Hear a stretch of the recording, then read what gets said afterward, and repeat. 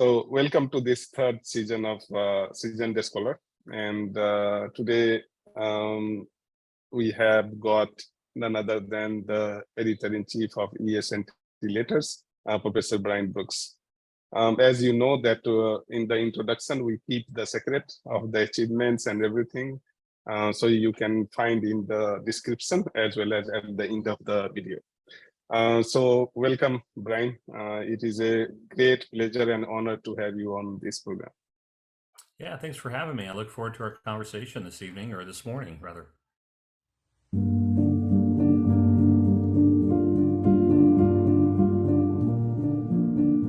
How did you transition in the academic, administrative role?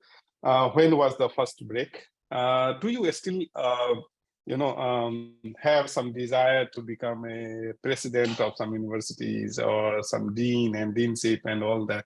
And how do you, of course, you have been director, you have been interim chair, so to say a few.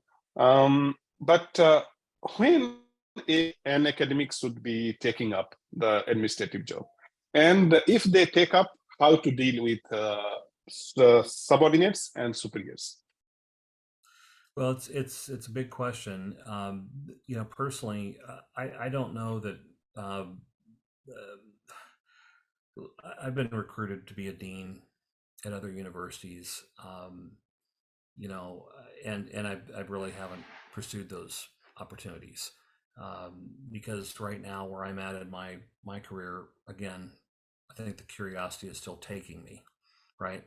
The spice of science is still savory, right? This is still a scientific enterprise that is moving, and we're involved with that movement, and so I'm actually pretty happy with what I've had a chance to do in terms of service in administrative roles. But I generally did that because I felt that it was needed, right? Or my colleagues were asking me to do this, right? And so although I do have some administrative capabilities and have had formal leadership training and the like, I think where I'm at is I really enjoy the research aspect, and working with colleagues in those regards. So I'm not going to say that I won't pursue a dean position at some point down the line, but I don't see that happening anytime soon. Because quite frankly, the type of personnel interactions that I enjoy the most are working with my colleagues, working with the students that we're mentoring, working with collaborators, whether it's in the United States or, we're working in multiple countries around the world, right? In fact, we have work going on, I guess, right now in 6 continents, right? So it's that's the kind of thing that I really enjoy.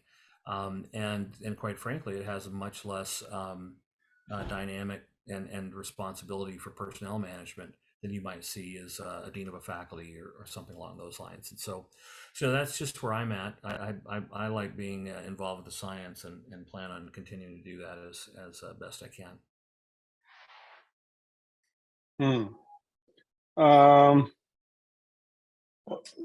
Here, the point is that administration comes with power, and many times people love to have that thing, and that is power is really addictive.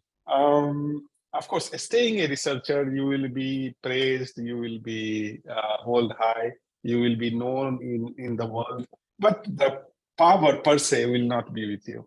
To recruit somebody, to give a job to somebody, to strengthen somebody, or to punish somebody.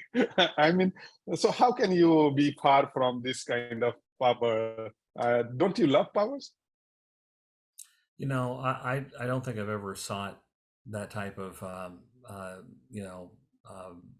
position. In fact, I've always been a bit suspicious of people that are motivated to be in a position because they wanted the stature of the position, or they felt like they could wield some power. I'm a big fan of shared governance in academic settings, right? If these are colleagues thinking together and working together.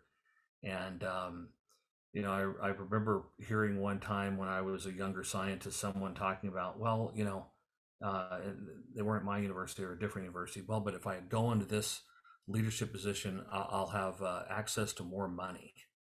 And, all I could think is, boy, what a poor motivation. Because again, where I'm coming from is curiosity and research and scientific enterprise. And, you know, and quite frankly, on this planet, we have major challenges, right? I mean, we have pollution issues, we have health disparities, we have biodiversity losses that are unprecedented. We have so many challenges. In fact, sometimes I tell my students that if they spend time with me in class or do research with me, they may develop the same affliction that I have, and that is being afflicted by maybe too much knowledge or understanding. So, so I think this is the approach that we tend to think about in terms of, with that knowledge and comes responsibility, and our responsibility is try to do the best we can.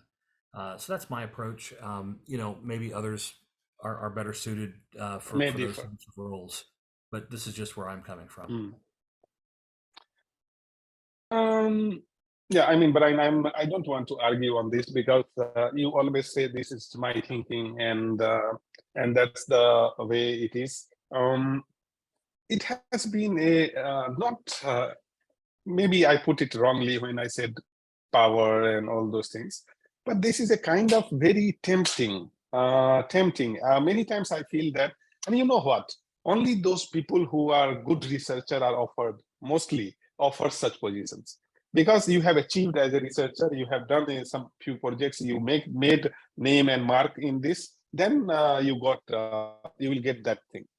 So many times it is offered to a researcher, and this is a very tempting. All the life we worked to become a good researcher, and once you become the good researcher, you become the administration, go to the administration and like that.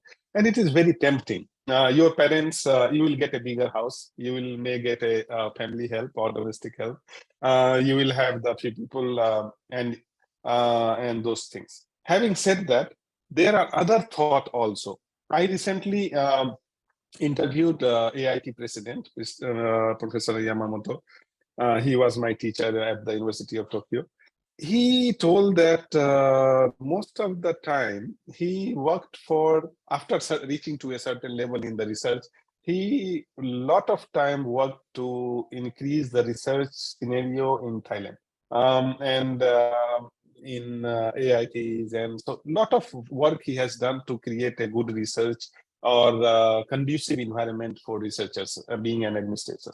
So your last take, and then we will move to the different topic of editor.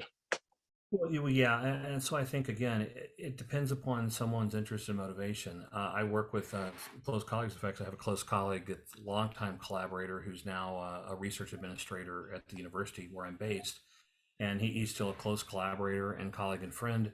But this is the path that he chose. I think he chose that path for the right reasons, in terms of to support the community, to serve the community, and I think he's doing a fantastic job. I think that, again, where I'm at is maybe my perspectives change down the line, but I guess I'm not really motivated, right? And for those types of activities, I'm still guided by my curiosity and motivated by new ideas, collaborations, working with the students. Hopefully trying to do my part so I can tell my kids that I tried my best. And so that's kind of where my motivation lies. But I'm grateful for people who are very good administrators, especially the ones that I work with.